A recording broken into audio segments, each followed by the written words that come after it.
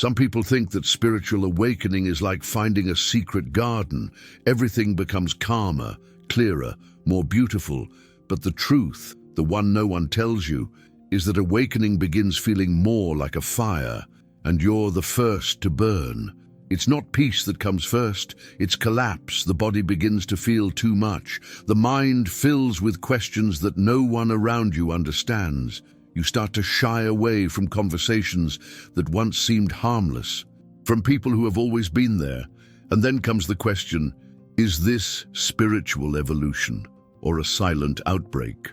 Carl Jung already warned, when the soul begins to awaken, the ego does everything to protect itself. This is why confusing symptoms, deep emotional pain, and even strange physical sensations arise. They are the hidden side effects of spiritual awakening, and they are much more common than you might think.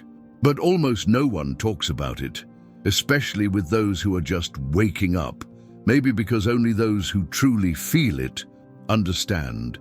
If any part has touched you so far, write in the comments where you are watching from, city and country.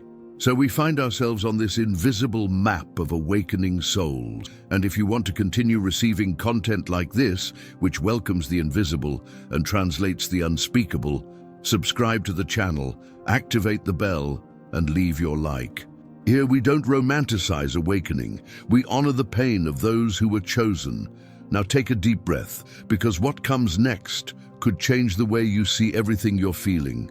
Spiritual awakening rarely arrives as a soft whisper. For many of the chosen, it breaks down the door of consciousness like a gale. It's like emerging from a long, deep dive. You gasp for air, unsure whether you've been saved or are drowning in a new kind of reality. Colors change, sounds seem more intense, and most of all, nothing makes sense anymore like before. It's a kind of lucidity that's disturbing. The truth doesn't come sweetly. It comes as a rupture. At that moment, something breaks inside. The old version of you begins to crumble, and what's left is an uncomfortable echo of who you once were. Hidden spiritual symptoms begin to subtly emerge. An unexplained fatigue, a nausea of certain environments, a growing irritation with the superficial. Carl Jung said that when the unconscious becomes conscious, the soul goes into convulsions. And that's exactly what happens. The soul begins to free itself, but the body and ego perceive this as a threat. You may start to question everything: friendships, career, beliefs, even your idea of who you are. It's not uncommon for chosen ones to enter a deep spiritual crisis right from this first contact with the truth. It seems like the world has lost its color, but in reality, you're the one who's begun to see more clearly. It's like taking off foggy glasses for the first time. The light dazzles, your vision stings, but little by little, the landscape unfolds. And what you see changes you forever. This first phase is marked by confusion after waking up, because nothing is familiar anymore. And the cruelest part, you can't go back.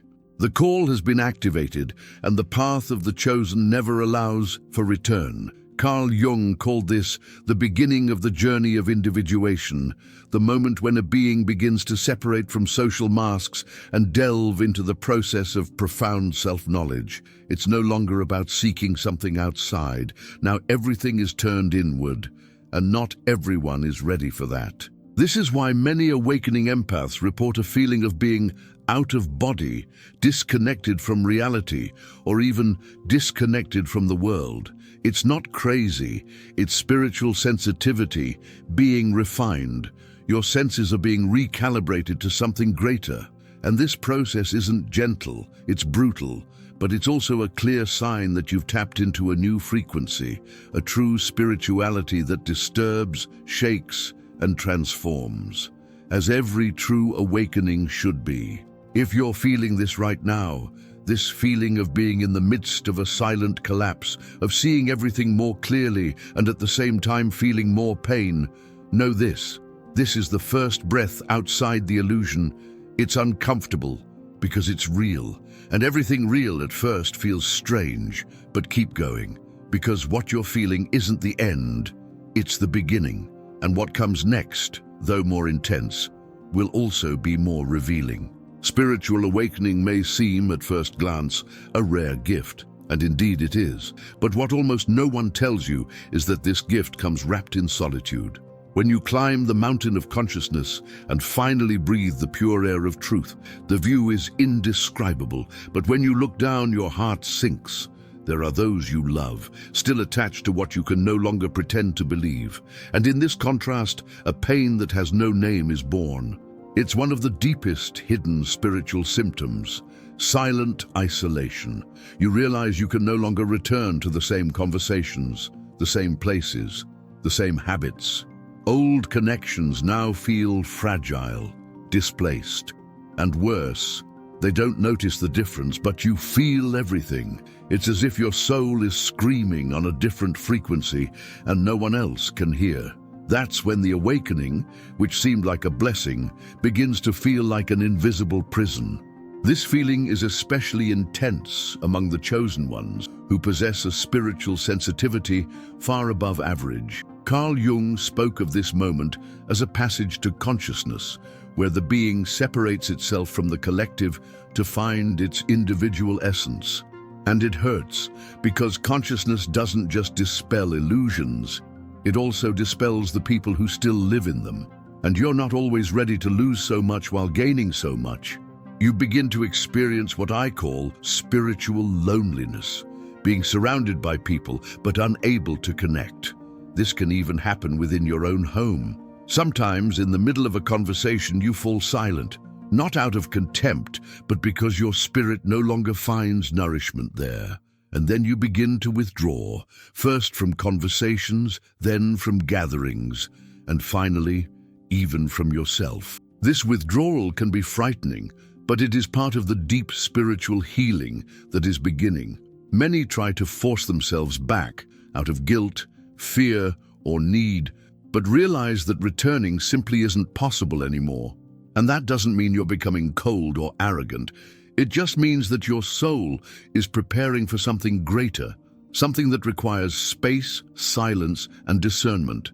This awakening phase is where many give up, thinking they're becoming strange or insensitive. But it's exactly the opposite.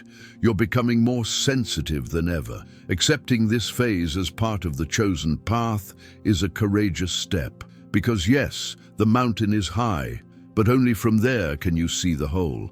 And even if the wind is strong up there, it's there that your soul breathes best. If you're feeling alone, out of place, or disconnected from others, know this: it's natural. It's the cost of expanded vision. And the next step on this journey will show you that even in silence, you are far from alone. After the illusion is shattered and spiritual loneliness sets in, something even more disturbing begins to happen. The mind goes into silent collapse. What was once a certainty becomes a question. And what was once a comfortable routine now seems absurd. The minds of the chosen, naturally more sensitive and intuitive, no longer accept ready-made answers, memorized phrases, or empty advice. They begin to cry out, not in desperation, but in an urgency for real meaning. You wake up in the middle of the night thinking about things that have never bothered you before. You feel a constant restlessness, as if you're searching for something you can't even name. The questions pile up. Why am I feeling this? Why me? What's happening to my life? This is one of the symptoms of the spiritual calling. The mind no longer rests on the surface.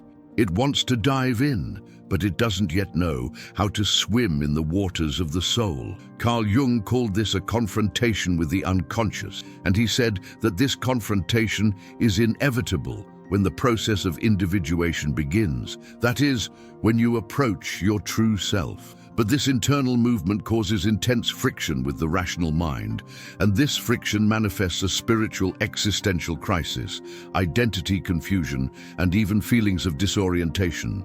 The mind tries to control the process, but it wasn't designed to guide it. It's common at this stage to be frantically searching for external answers. Books, videos, gurus, sacred texts. You devour spiritual content like someone searching for a lost map. And in a way, this helps.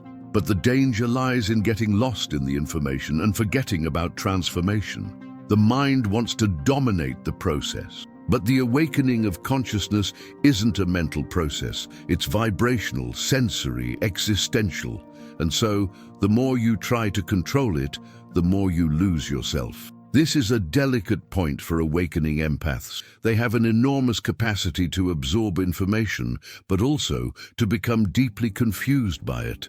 If this is your case, a simple practice can help. Return to the body. Walk in silence. Breathe consciously. Write down what you're feeling without censorship.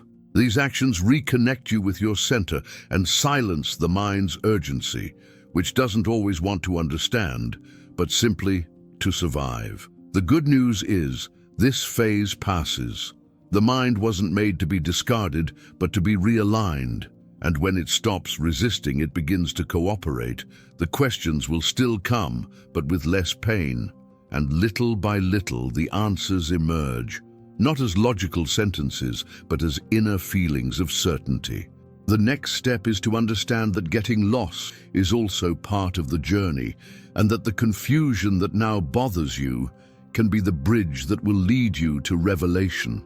There comes a point in the journey where everything seems to fall apart. Certainties evaporate, the ground disappears, and even silence seems hostile. It is at this moment that many believe they are regressing. But what if this feeling of disorientation is, in fact, a disguised advance? Confusion, though uncomfortable, is one of the most powerful hidden spiritual signs of awakening. It's the point where you let go of control and begin to move through. Carl Jung said that confusion is the beginning of transformation. It is in this space between the old and the new that the soul begins to reorganize itself. And although your rational mind tries to resist, the inner self is just making room for something bigger. That's why the pain of the soul intensifies. That's why you feel more vulnerable. Not because something is wrong, but because the old structure is crumbling so that a new one can emerge. And this new version isn't born in order, it's born in chaos. This spiritual confusion can come in many forms: a sudden loss, a drastic change, the end of a relationship, or simply the feeling of not fitting in anywhere. It's as if you're in transit between two worlds, and in a way you are. You no longer belong to the old, but you still don't recognize yourself in the new. And in this gap, everything feels uncertain. But uncertainty is also a kind of invitation, a call to trust in the unseen. Most of the chosen ones go through this journey with fear, and understandably so. After all, our society is programmed to avoid chaos, deny discomfort, and chase immediate answers. But true spiritual awakening requires the opposite. Accept not knowing. Remain in the void. Look into the darkness and don't run away. Because it is in this liminal space that consciousness expands. It is there that the silent power of those who no longer depend on external certainties is born. A practical tip for dealing with this stage is to embrace confusion as part of the process. Instead of resisting it, ask yourself, what does this feeling want to show me? Write about what you feel without trying to explain it. Sit in silence for 10 minutes every day, just observing, not to understand but to allow. Confusion isn't a mistake. It's the soul breathing for the first time without the weight of old narratives. And the more you accept this state as part of your inner transformation, the faster it reveals itself as a portal, a gateway inward, a path to your own truth. The confusion that distresses you today may actually be the best proof that you are awakening and not going mad. And when this journey is over, you will see it wasn't disorder. It was the sacred architecture of your new self taking shape within. After the confusion comes silence, but not that empty silence. It's a silence that's too full. Full of memories you didn't know were alive, of emotions you've never named, of sensations that seem to speak another language. Many feel this silence as an absence, but for the chosen, it's a living presence, a kind of cosmic pause, the moment when the universe is silent on the outside so that your soul can speak on the inside. This is where many people experience shock. The noise of the world no longer penetrates as it once did, but the inner noise becomes amplified. The mind misses noise, occupation, and distraction, and the body seems to become more sensitive, as if something were vibrating within it. This is the beginning of deep listening. Carl Jung once said that the soul has its own language, and it can only be heard when the mind finally quiets down. Silence in this context, it is not absence, it is revelation. At this stage, forgotten or dormant gifts begin to emerge. Sharper intuition, intense symbolic dreams, premonitions, a desire to write, draw, and heal. The awakening of the soul takes practical form. And it's not uncommon for many chosen ones to find themselves guided toward paths they never considered. True spirituality, ancestral practices, deep meditations, connection with nature. All of this arises from silence and can only flourish within it. Therefore, it's important to resist the temptation to fill this space. Don't rush back into the noise just because silence feels uncomfortable. Allow yourself to be. Walk without headphones. Drink a coffee in silence. Turn off your phone for a few hours. Write, even if you don't know what to say. It's in these simple gestures that the soul finds space to breathe. And it is in this space that she whispers the answers you were looking for outside. This is one of the side effects of spiritual awakening that few appreciate, but it's one of the most transformative, the one that forces you to stop and feel. That brings you back to yourself, that shows you that it's not in the noise of your mind, but in the emptiness of your heart that truth reveals itself. And this kind of silence doesn't isolate you, it reconnects you with your essence, with your purpose, with the spiritual mission of the chosen ones, which always begins with inner listening. And if you're experiencing this silence right now, don't run away from it. Embrace it. There's something there, hidden between the lines, that only you can hear. A voice that doesn't come from outside, not from books, not from gurus, but from your own soul. And when that voice manifests, everything starts to make sense, even if the world remains the same. Because it's you who started to change from the inside out. And what comes after that silence is the most intimate revelation you've ever experienced. Suddenly, you're crying, and you don't know why.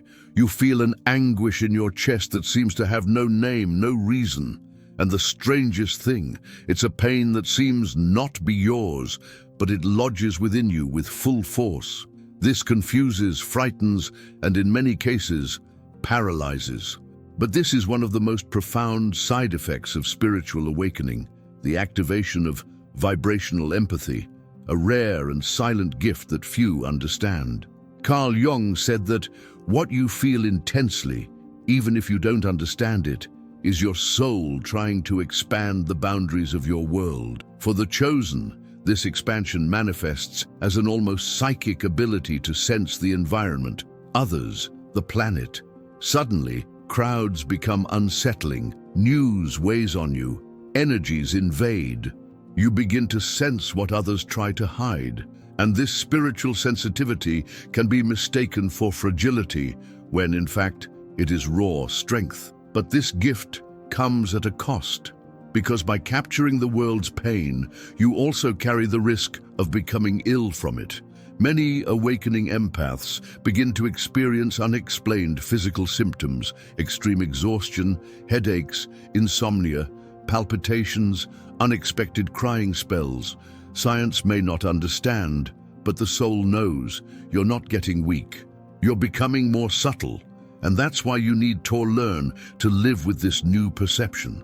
The first thing to do is recognize that this pain is a calling, a silent request from your soul for you to take better care of your energy field. Start by setting boundaries. Say no without guilt. Reduce your time in stressful environments.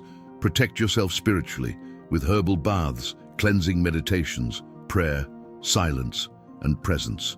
All of this strengthens your energetic boundaries because carrying light in a dark world requires inner structure.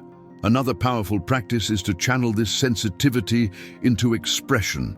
Write, paint, dance, pray. care for plants, play an instrument.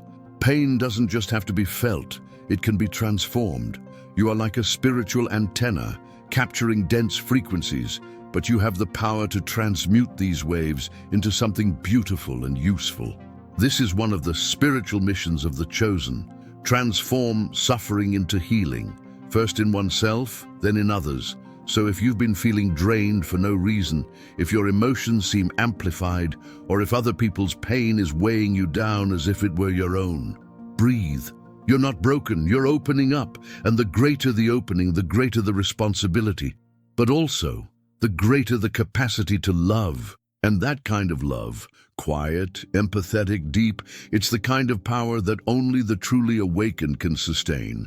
This is perhaps one of the most difficult phases of spiritual awakening, when you no longer recognize yourself. Your clothes still fit, your face still looks the same in the mirror, but inside, something has changed.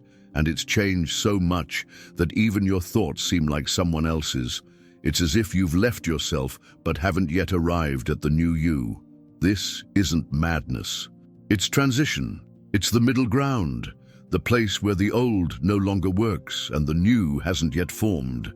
Carl Jung called this moment the liminal phase, the symbolic space between the death of an old self and the birth of a new one. And like every birth, it comes with contractions, pain, and resistance.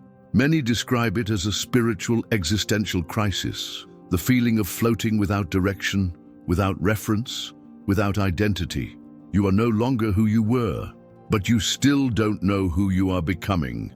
And in this void, discomfort is born. It's common to feel like disappearing from the world for a while, abandoning projects, relationships, old ideas. And not because you're giving up on life, but because you're giving up the illusion. This feeling of emptiness, however painful, is fertile. It's the soil where a new identity will blossom.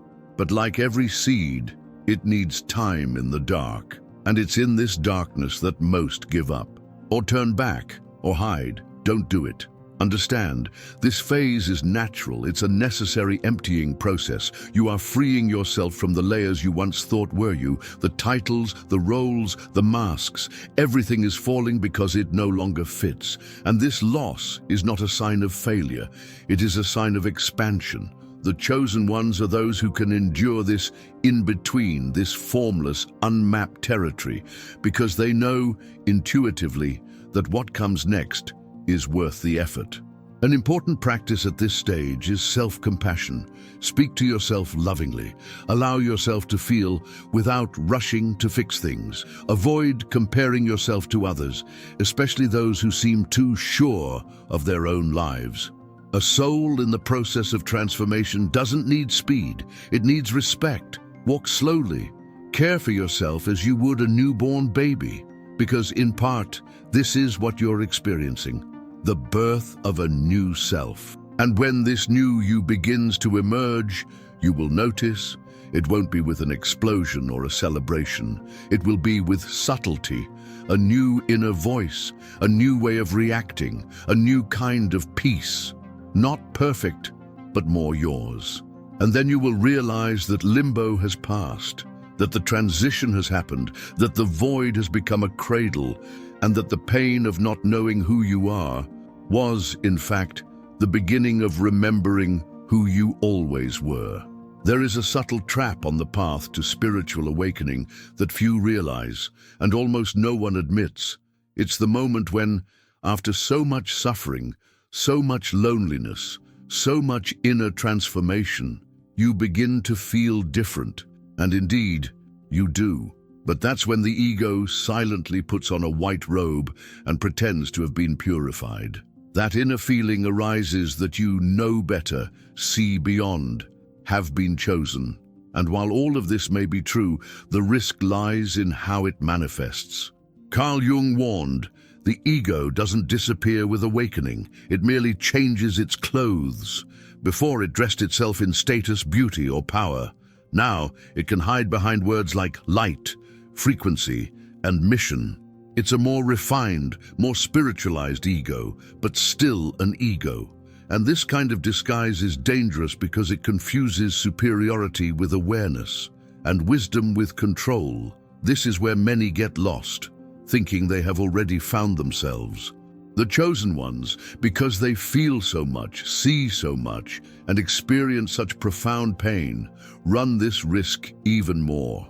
After all, it's tempting to believe that all this suffering makes you better than others. But the truth is, it only makes you more sensitive, and that requires more humility, not less. Just because you've awakened doesn't mean you now have the mission to wake everyone up by force. Remember, flowers don't open with screams, they open with light. A valuable practice at this point in the journey is sincere self-inquiry. Why do I want to say this? To help or to prove something? Does this wisdom come from the soul or from the ego in disguise? These questions aren't meant to limit you, but to free you. The deeper you go into awakening consciousness, the more subtle the tests become. And the greatest of them is this: to remain light, even after carrying the weight of the world on your shoulders. True spirituality is silent. It doesn't need to show off, it cares, it listens, it welcomes without convincing. So if you feel this spiritual ego trying to take over, breathe, come back to center. Remember that your light doesn't need to prove anything to exist. It simply is. Carl Jung said that the greatest shadow is precisely where we think there is the most light. So, the brighter you shine, the more attention you must pay to your intentions. And if this touched something in you, great. It means there's still room within you to grow, refine, and serve. Because the truly chosen one doesn't think he's special. He recognizes his responsibility. And this kind of responsibility doesn't shout, doesn't impose, doesn't need to be seen. It simply acts, silently, like the roots of a tree that no one sees but which sustain all that is real. You've made it this far, and that's no small feat. If any part of this journey resonated with you, if you recognized your pain in the confusion, your sensitivity in the silences, your strength in the ruptures, perhaps you're not just going through a phase, perhaps you're responding to something bigger, something that has no sound, but calls, something that Carl Jung called it the process of individuation, and which we here recognize as the calling of the chosen ones. Because only those who have felt the ground disappear, 1, who have seen the blessing turn into a prison, 2, who have faced the desperate cry of the mind, 3, who have lost themselves in the confusion as a gateway, 4, who have remained silent until they can hear themselves again, 5, who have cried the pain of others as if it were their own, 6, who no longer fit in their own skin, 7, and who have faced the spiritual ego with humility, 8, know what it really is, awakening of the soul. These are not symptoms of weakness, they are sacred side effects of spiritual awakening, and those who feel them aren't broken, they're being rebuilt. Because true awakening doesn't make us perfect, it makes us conscious. And consciousness in itself is already an internal revolution. Jung said that a tree needs to reach hell with its roots so that its branches can touch heaven. And you are taking root. That's why it hurts. That's why it confuses. That's why it isolates. But also why it transforms. These hidden spiritual signs aren't punishments, they're milestones. And if you're experiencing them, know this: you're not losing your life. You're finally starting to live from who you really are. This is the beginning of the spiritual mission of the chosen ones, not to convince the world, but to sustain it with their awakened presence. And even if it feels like you're alone on this journey, you're not. There are many of us. Silent, discreet awakening in different corners of the planet, hearing the same nameless call, feeling the same unexplainable vibration. That's why this video found you, because the journey can be lonely, but it doesn't have to be isolated.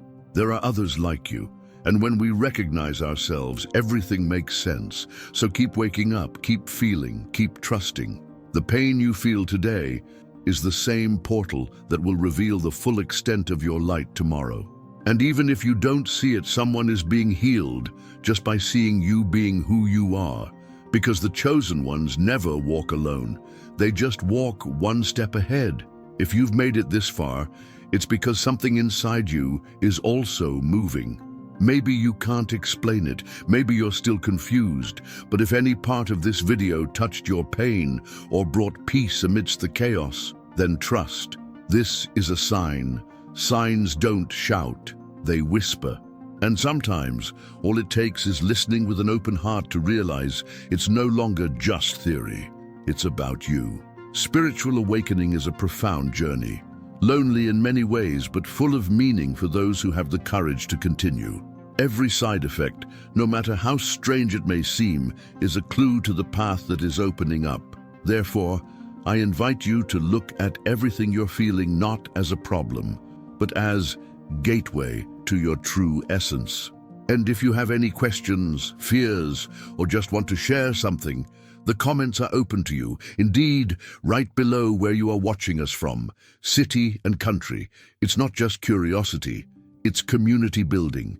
It's beautiful to realize that we are waking up together, even in distant places. And if you want to continue receiving content like this, which welcomes the invisible, translates the unspeakable, and strengthens those who feel too much, subscribe to the channel and turn on notifications.